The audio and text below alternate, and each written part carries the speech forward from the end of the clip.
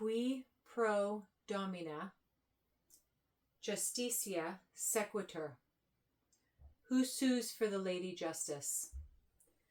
This is the mechanical trajectory of the breath of God as it performs the descent from source into the realm and the ground, and then returning back to source. This is not a legal sequence. It is a resonant frequency map.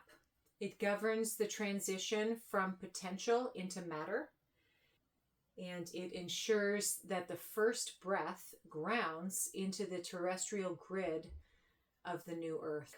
Aleph, alpha, is the Latin relative of the pronoun who or which. It represents the local individualized spark of the king. It's the active masculine principle, the one, the individual soul, or the initial electrical pulse that initiates the movement from source out of the Milky Way vortex to the apparent sun. Pro, the vector of descent, the projection, the Latin prefix meaning forward, outward, or to send forth, the 338, to send forth the light body. The mechanics of this are the movement of the qui, spark, into the Domina, container, is not static. The movement of the qui, spark, is projected outward, send forth into the 3D depth of the realm. Domina, the physical magnetic vessel, the bet, the mem, and the lady or the mistress. The root is domus, meaning house, dwelling, or dome. It's the heavy terrestrial maternal structure and the magnetic container of the toroidal dome. The overarching cathedral, the earth or the womb. And that is what is required to catch and decelerate and hold the incoming electrical spark, the Queen's field. Justicia, the sovereign equilibrium, the law, the 17th gate. The Latin meaning justice or equity, rooted in jus, law or right. And this is the geometric concept of the scales of Libra, the equilibrium. The mechanics of this Justicia are pure physics of equilibrium. It is the state where positive and negative, electrical and magnetic, are in perfect 0-point balance. The toroidal wave crosses this equator twice. The 2.5 day magnetic vacuum of September 6th and the 3.5 day absolute stillness following the explosive Northern Hemisphere spring Vescapiscus. This 3.5 day sea of glass of equilibrium is the 17th gate, and it is the mouth where the vessel perfectly balances the wave. Sequitur, the return wave of the 8th octave, the Ascension spiral. The etymology of sequitur means, in Latin, to follow or to attend, to come after. It's the root word of sequence. So this is the most vital word in the sentence, sequence. It does not say circulus, to loop, in a 360-degree closed ring. It says sequitur, to follow a mathematical progression. This is the golden spiral of ascension. Once the absolute equilibrium of the 3.5 day Justicia is reached, the only gate that there is leads to the spiral of ascension. The frequency exits the closed loop and it enters the sequential mathematical progression of the 8th octave. The mechanical decode for Who Sues for the Lady Justice is the initiating electrical spark, qui, is sent forth, pro, from the central vortex into the physical depths of the realm. It travels into the heavy magnetic dome of the Cathedral, Domina, to reach absolute stillness at the exhale of the breath. Here, the electric and magnetic forces achieve a perfect 0-point equilibrium. At the sea of glass, Justicia, allowing the wave to follow the golden spiral of ascension back to source, Sequitur. This is not a closed loop. It is the sovereign circuit of the biological light body. The kinetic wave descends, the alpha, Aleph, descends, grounds through the terrestrial mem, balances at the 17th gate, and culminates the omega tav, the cross, the final lightning strike, where the completed circuit definitively exits the matrix.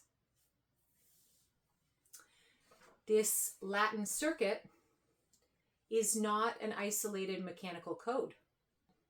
It is the exact universal toroidal blueprint mirrored flawlessly across the ancient Hebrew and Greek architecture. The physics of the electric spark descending into the heavy magnetic container, achieving equilibrium, and mathematically exiting the matrix is the literal geometric definition of the alpha and the bet, the alphabet circuit. This ancient A to Z sequence is divided perfectly into the mechanics of the toroidal wave. The descent into the container, the gestation in the deep, and the vertical ascent, and the transcendence of the matrix and return home to source. The macro descent, which is where the spirit enters the house. Starting with Aleph, the ox head, the breath. Historically, Aleph represents the ox, meaning the bull. This is signifying the primary strength and the first cause and the unmanifest leader. It is a silent letter. It is the raw, unvocalized breath before it takes form. And it is the pure electric spark. You can see that it looks like the vortex in the inverted pyramid with a line coming up on either side. B, bet, beta, the house, the tent, floor plan of a dwelling. It is the singular, unmanifest breath, Aleph, entering a physical dual container, the bet, entering into the physical world to experience the physical world. C, gimel, gamma, the camel, the carrier, rooted in the concept of gathering, lifting up, and carrying across a vast void. It is the wave acting as a conduit, carrying the celestial spark down towards the physical threshold. This is the dialectric. It's the bridging, or it's the coming from source into the realm. D, dalet, door, delta, hanging tent door. This is the threshold. The breath passes through the door, crossing from the unmanifest celestial realm into the bounded physical matrix, the door. And this D looks like our arc of horizon. E, epsilon, the window, the expiration. The ancient symbol is a man with arms raised, or a window. It means to look, to reveal, or the breath. And as the wave crosses the threshold, it becomes the active, revealed breath of life inside the system. F, V, Vav, the hook, the peg, tent peg. Its linguistic function is the conjugation and. It mechanically pins and hooks the descending celestial breath into the physical terrestrial architecture. And Z, Zayin, the sword, the weapon. The pictograph is a sword or plowshare, and the concept is separation. As the wave hooks into the physical realm, the single breath is sliced into polarity, positive and negative, electric and magnetic. The plowshare is the southern magnetic field. H, Chet, Etna, the fence. The pictograph is a wall or enclosure. The separated polarities flow outward, but are caught by the heavy magnetic boundary of the physical realm, enclosing the pressure. I, Tet, Theta, the coiled snake. The pictograph is a coiled snake or a woven basket. It represents the potential kinetic energy winding down. The descending wave hits the bottom of the enclosure and coils up in the dark, reaching maximum compression. J, Yod, Iota, the hand, the seed. The pictograph is the extended arm and hand. It represents the concentrated divine spark of action.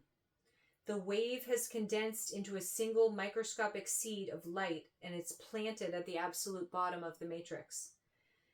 K, Kaf, Kappa, the palm, the cup. The king, the curved palm of a hand, the palm of the hand of the king. It is the biological receptacle. The physical vessel fully cups and catches the divine seed, the yod, to prevent it from dissipating. L, Lambda, Lamed, the goad, the staff. The pictograph is a shepherd's staff used to guide the flock upward.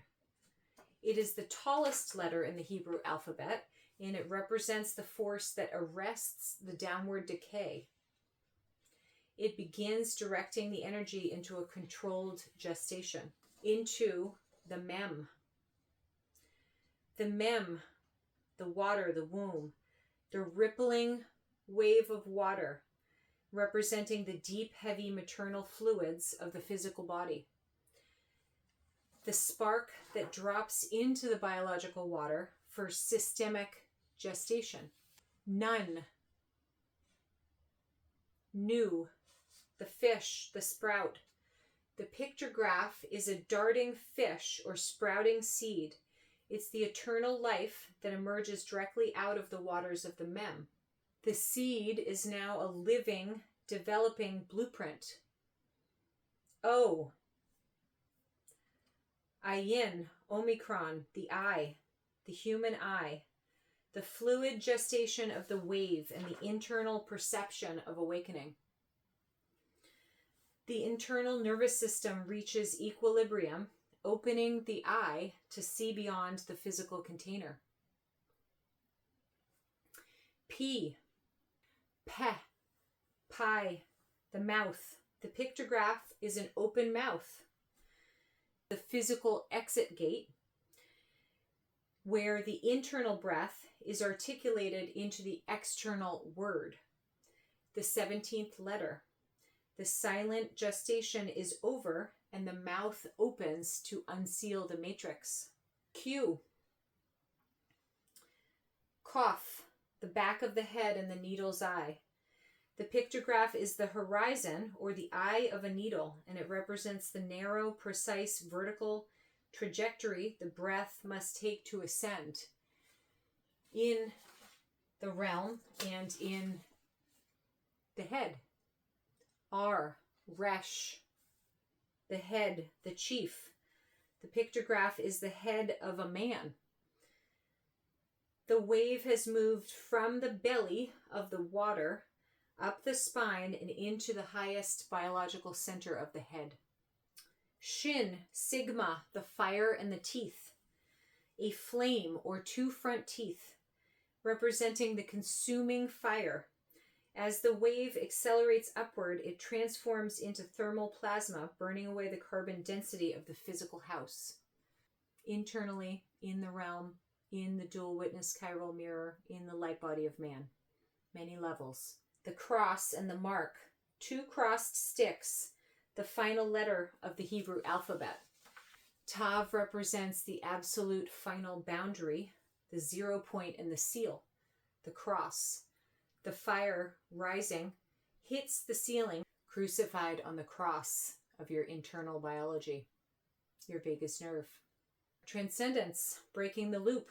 The Hebrew sequence mathematically caps at Tav, and this is the physical boundary, but mapping the end of the closed loop is carried forth by the ancient linguistic physics of the Greco-Roman extensions of the letters. Upsilon, the branching path, etymologically used by Pythagoras to represent the crossroads. The wave does not bounce back down. It takes the upward branch, piercing the cross of Tav. V, Vesica, the convergence, the perfect mirroring of the descending and ascending waves, equilibrium being achieved.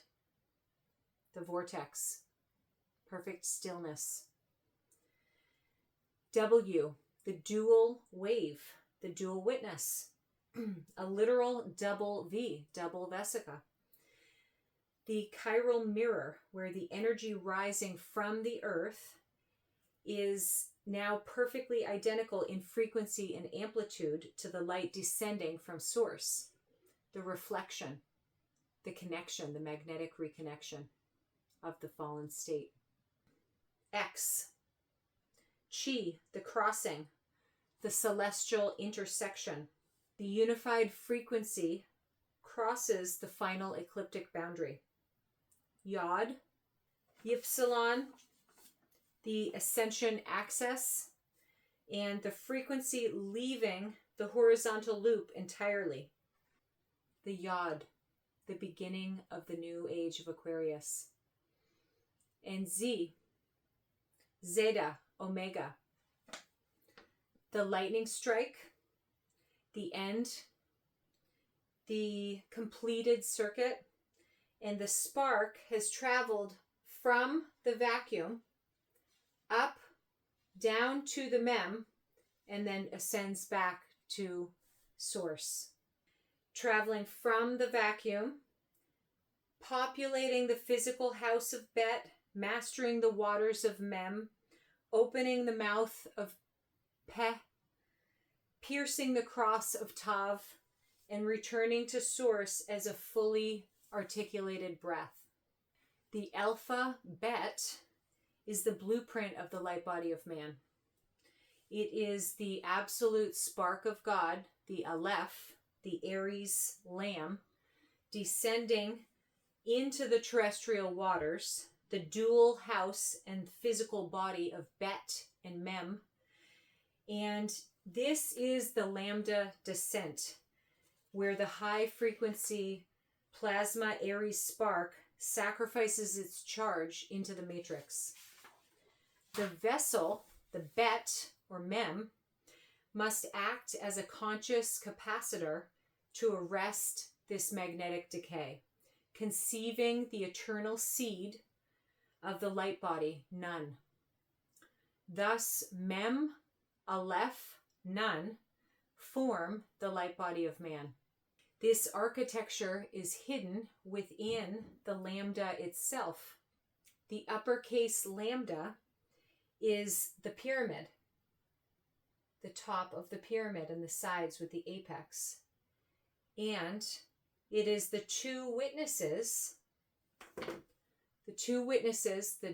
the law of the capacitor, the two capacitor plates, merging to send the energy back to source. So the lambda is the two witnesses rising from the heavy terrestrial base to meet at the apex of equilibrium and return back to source. The lowercase lambda is the visual proof of the toroidal decay, bleeding down the magnetic slope. The Sphinx is a monumental fixed cross. It is a composite of the four cardinal anchors of time: the lion, Leo fire, the eagle, Scorpion air, the bull, Taurus earth, and the face of man, Aquarius water. The Sphinx is Ezekiel's wheel within a wheel, the 360-degree rotational gear of the 12-month zodiac. This wheel is your arc of horizon from which you view the cosmos. To break your arc of horizon and to see the whole breath of God is to dimensionally transcend your current view into the macro picture of the toroidal field. Move beyond the linear rotation of the wheel in your arc of horizon to see the whole. If you align your 26 vertebrae spine and raise the Christ within, you can unlock the 17th gate and step off this wheel. The arc of your horizon is then transcended because you are looking down on the architecture from the 8th octave, seeing the biggest picture, seeing the true breath of God and the true nature of reality. In antiquity, the Sphinx guarded the gates and tested everyone who passed with a riddle. It's said that she will throw herself from a cliff as a mechanical necessity when the riddle is answered, freeing the inhabitants of the city, the vessel of Mem, from bondage.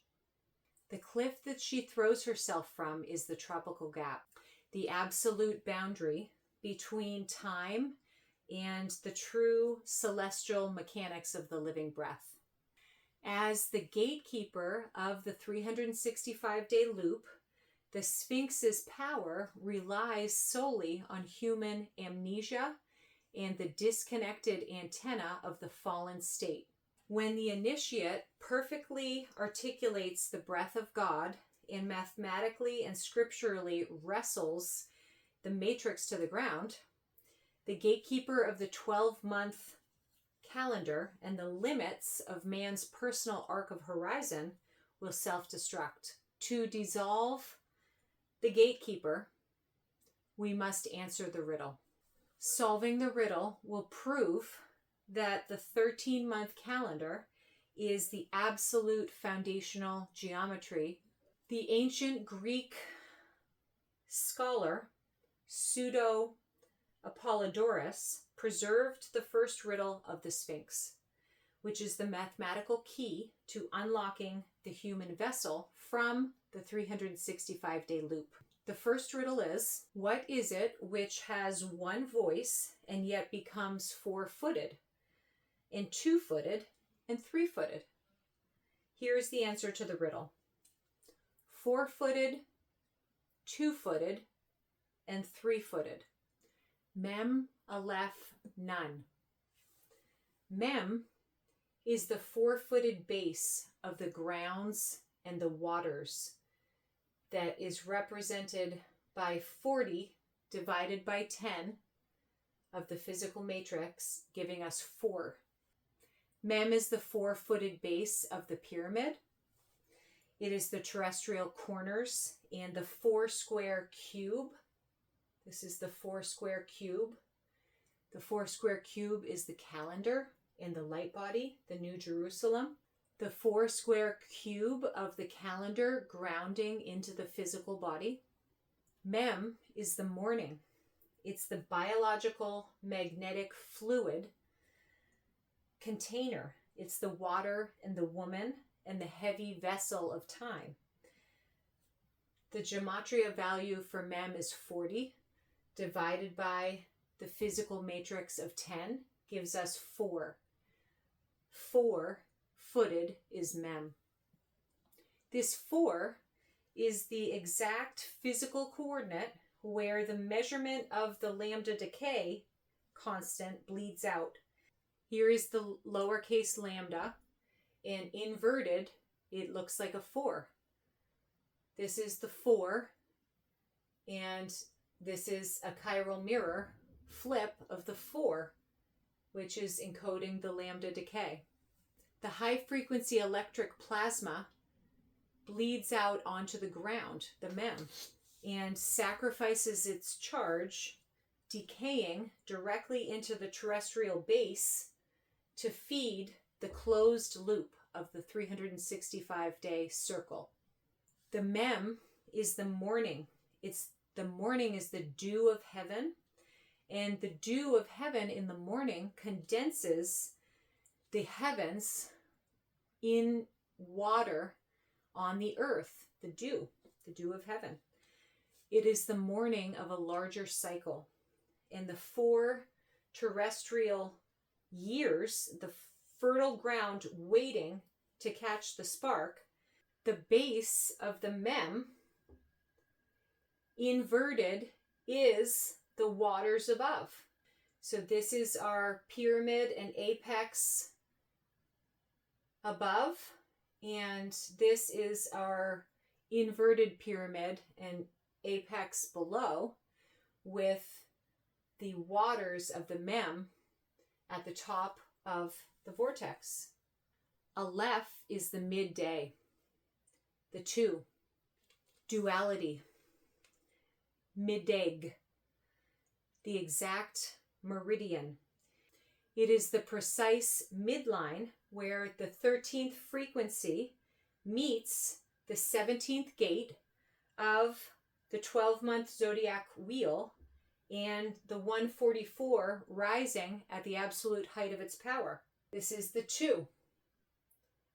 Turned on its side, it is coming from the central vortex up, down under the tropical gap to the Antarctic, and back up towards the tropical gap. It is the dual hemisphere, and it is half of the cycle of the base. So the full loop would then descend down and return back to the vortex. So this is half of that cycle. 2 is half of 4. The Aleph spark descends from the void, instantly splitting the 1 of the central vortex into the 2, the duality. It is the dual witness chiral mirror, the electric and magnetic, the sun and the moon. While the Aleph's gematria is 1, the spark, mechanically the breath of God operates on the dual and the 2, splitting the 1 into the inhalation and the exhalation of the true breath of God. This is the chiral mirror of polarity, the 2 chambers of the king and the queen that are bridging the base and the apex. So the base is one aspect of the 2, and the apex is the other. So if we're counting, we have 4 corners, and we have 1 top and 1 bottom. Bottom up, top down. The 2 is the dual chiral mirror of the Vesca Piscis. What has 3 feet in the evening? In the evening time, the nun has 3 feet. 3 represents the Vesca Piscis. It is the evening, the afen, and it translates to absolute equilibrium. Where the 2 represents the tension of the dual and the dielectric and the tension of the 2 opposites, The 3 is the 3D depth, and it's the internal volume that is created by their very overlay. Isis and Osiris are the king and queen. That is the Aleph, the 2, the dual. And they give birth in the timeline as midday gives birth to evening. They give birth to Nun, which is Horus, the 3. And the 3, we can see, is the spiral, the 3. It's the spiral of ascension.